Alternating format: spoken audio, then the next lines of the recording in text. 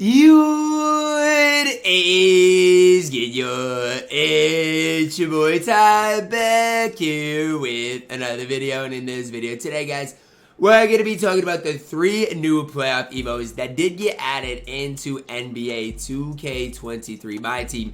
I've already seen on Twitter that this Harden doesn't even become a dark matter. So I feel really badly for everybody that bought James Harden's and I expected his price to go way up, or people who are bidding $300K on him right now. We do realize he still remains a Galaxy Opal and barely receives an upgrade, right? Like, we do realize that. Anyways, we're going to be going through breaking down each and every one of them. Before we dive any further, if you're new to the channel, make sure to smash that subscribe button. We're on the road towards 120 subscribers. If you want a breakdown of all these cards, again, make sure to go check that video out, as well as Manu Ginobili and Thurl Bailey are both really solid in my team.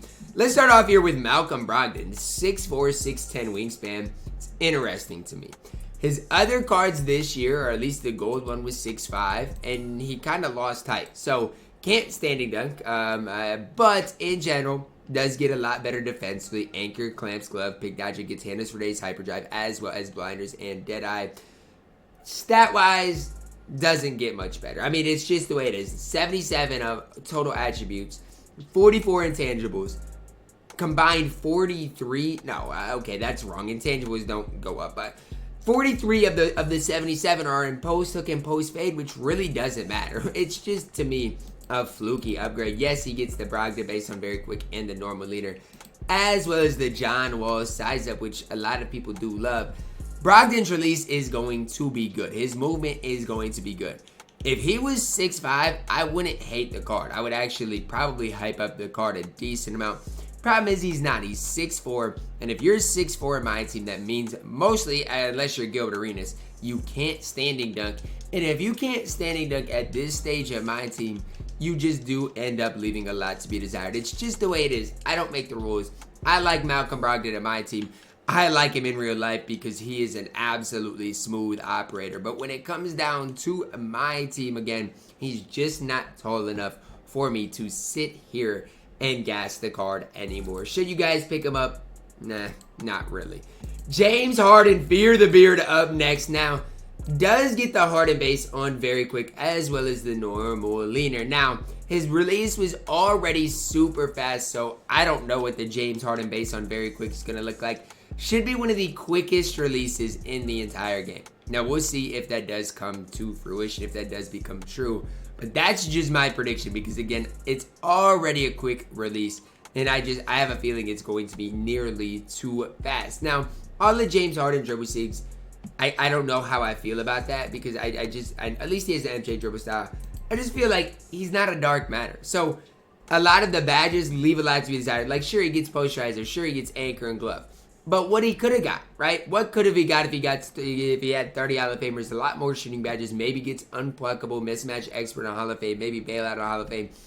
Just would become a lot better with his next upgrade.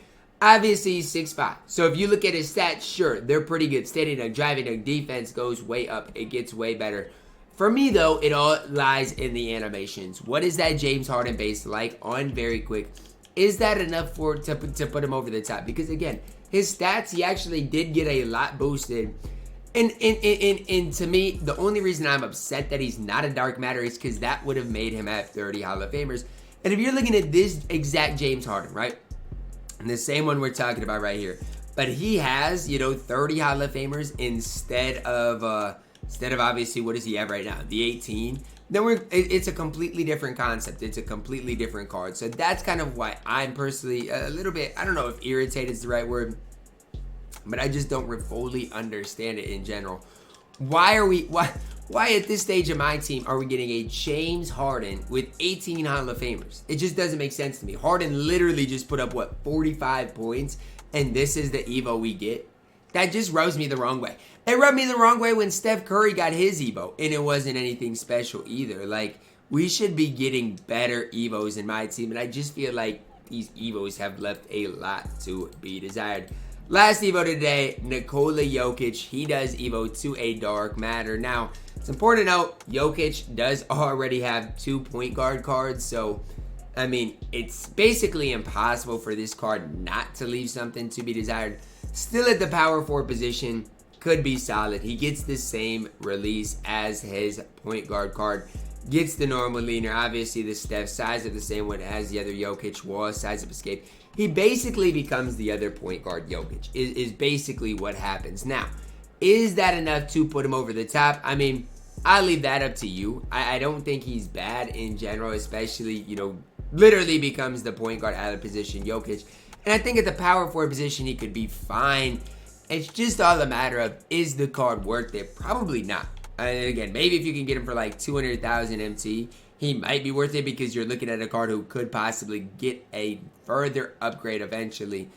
But it's nothing unlike we've seen, right? We've already got the point guard Jokic. So if you want to see how this EVO Jokic plays, watch my Nikola Jokic gameplay of the Dark Matter point guard card. It's going to be eerily similar to what you're going to see. Literally the exact same card as outside of the hot spots as this power forward center Jokic. Now again, Jokic has more games in the playoffs, so maybe, he'll end up being absolutely incredible.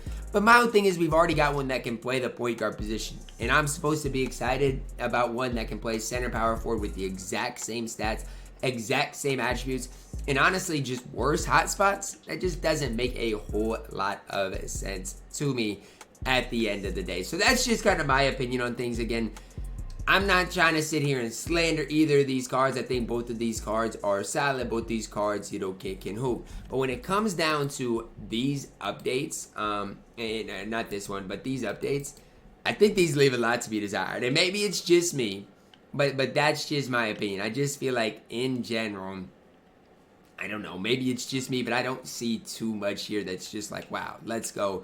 This is an absolutely incredible incredible drop. It just does not make sense to me. It just, to me, is not what it could have been. So that's just kind of my opinion on things. You guys can let me know yours, because again, I guess Harden is the most intriguing one for me, seeing what that release is like on very quick. But even he doesn't even become a dark matter. So it all is day to day. Because even if you go back to this EVO drop yesterday, like Looney got a big upgrade. But Steph literally had a best game 7 maybe in history. And this is the EVO we saw for him. So, I mean, a lot of these EVOs do leave a little bit to be desired. It's just kind of the way it is and how things have, ultimately worked out. Are you guys, going to use the new Jokic? Maybe you guys really like him. But for me, there's not too much here to really get behind again, in my opinion. But drop a like on the video, guys. Subscribe if you are new. And as always, man, I love you guys. And have a blessed day.